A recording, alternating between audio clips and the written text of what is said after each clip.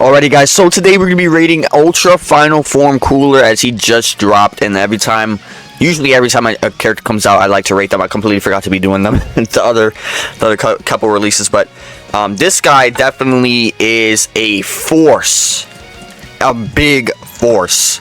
He basically is the definition of a character with all put everything into one basket with all damage, and just that's it.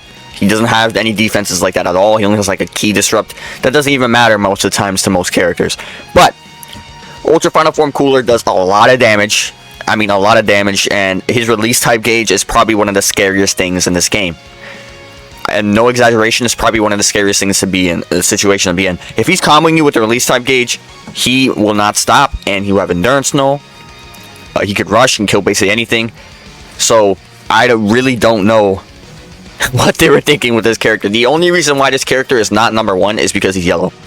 I'm gonna say that straight up. He's not number one yet.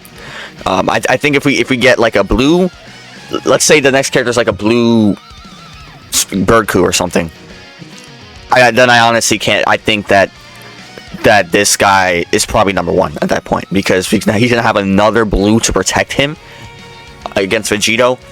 Because the thing is with this guy, his defenses really aren't good no matter what star level you have him at. And I think they intended for that to happen, which I think is a good thing, because just imagine if his defenses were good, he would be number one. It's like, the thing with this character is, I'm gonna say right now, I still think UVB is number one. But the gimmicks he has and how his release type gauge is so strong that if he was any other color, or if he had good defenses, he would be number one. No doubt. Because the one big weakness of this character is that he can get easily sniped out. There's been situations where I've just sniped out Cooler with my 5-star Gogeta, which should not be happening, right? Because it was like a higher star Cooler too. So obviously that is not ideal, but he just doesn't have type neutral as long, and he does have that merit of potentially being locked in, and that Stardust Fall definitely did wonders against them. And then VB, basically with a couple cards stacked, is just gonna one-shot everything as always. I think that obviously they were intending for that to be a weakness of Cooler, because he has the auto win with the clashes like MUI Goku. He also has the guaranteed Rising Rush thing, which paired alongside the endurance null and uncancelable type neutral as well with the release type gauge. It kills anything at any time. Like, it really does. As long as you pick the right card, it's going to kill everything. There are situations, keep in mind, that when you do that, if you get guessed, there's a chance that it won't kill if you pick the wrong card. You actually have to pick the right card. Whichever card is you have the most in your hand is the one you pick, because that's how you do the most damage, right? So I've seen situations where like they've been barely living, but if you pick the right card, you would have killed, right? So you have to also keep that in mind, because it doesn't matter technically what you pick, because he'll always go through. But there's a chance, depending on what you're fighting, if you're fighting like a red character or something, or actually any character, if you just guess them and they're eating that, you're gonna have to pick the right card, because if you don't, you might actually not kill, just in case, you know what I'm saying? But really all there is to be said about this character is that he is the offensive definition of an offensive character. He's constantly stacking damage when he draws a card and uses a card, which is ridiculous, because he has a lot of ways to draw cards. Pretty much, I'm pretty sure it's on confrontation, and then when the gauge fills a couple times, I think. So he's just constantly drawing cards and obviously using cards, so it's basically like stacking 40% damage every other card. So it's pretty dumb if you think about it. And he's semi anti-Saiyan. He has 20% damage to 2 or more Saiyan characters on the team. So that's that. And then with the red characters, he can deal with the red characters offensively because of the type neutral he has on the ultimate and on the blues.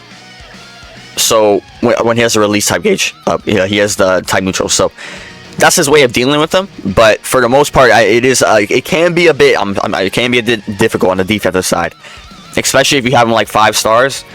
I think for the most part, I don't know if he really needs stars like that, because there's going to be a point when he ages out that every star level is gonna feel kind of the same. Like, you obviously every star level won't be the same, but it might as well be the same because the power creep will be there and his defenses will kind of just get power creep.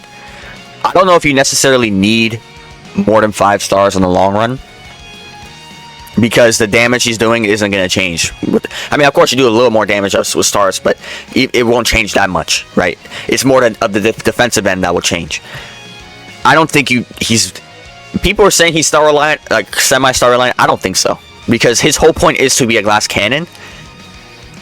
And I know having an extra defense and stuff will help, but I don't think it's as necessary as people are making it seem, because in the long run, it won't matter as much. You know what I'm saying? So... Of course, if you get him red 1, of course, do that, because in the future, if he gets a plat, whatever. But if you don't have the resources to be getting him like to red 1, I don't think it's as big of a deal. So if you're summoning on this guy, which I think you should, I think, in fact, especially since he's going to be up for so long, you can leverage the pity. I'm pretty sure he stays here until October 1st, which is a really long time. Okay, that's, I guess because they're, actually, sorry, October 5th. God damn. Wow, he's staying here a long time. I thought it was 1st, it's 5th.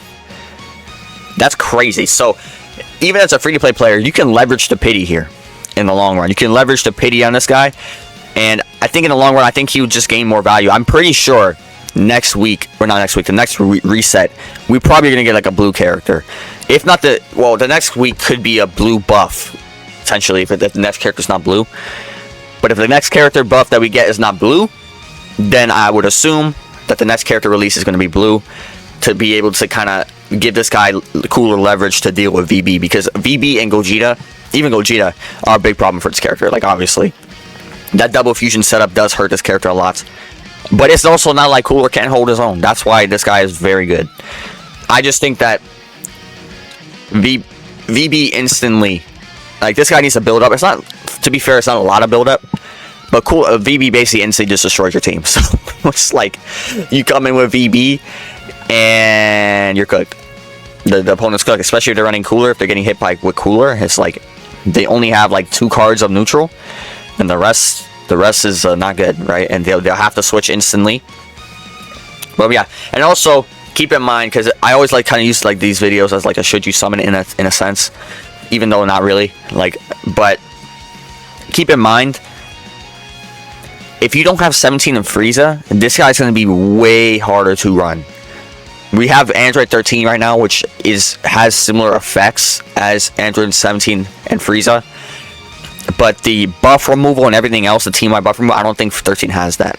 So, 17 and Frieza with this guy, because this guy doesn't have like literally any defensive mechanics, like buff removal, any of that. So, having 17 and Frieza on your team is going to be probably a must for this character's reign. Because without it, you can be in this character, you swap out. Let's say, for example, VB, he nullifies endurance on his rush, and I believe on his ultimate as well. So if you aim the ultimate or rush on the Cooler, you swap out with no 17 and Frieza, somebody's dead, because their endurance will be nullified. So that is not, that's something you definitely want to keep in mind when this character. 17 and Frieza may be an essential piece. So if you don't have 17 and Frieza, I don't know if that's the one time I would say that you may not want to summon.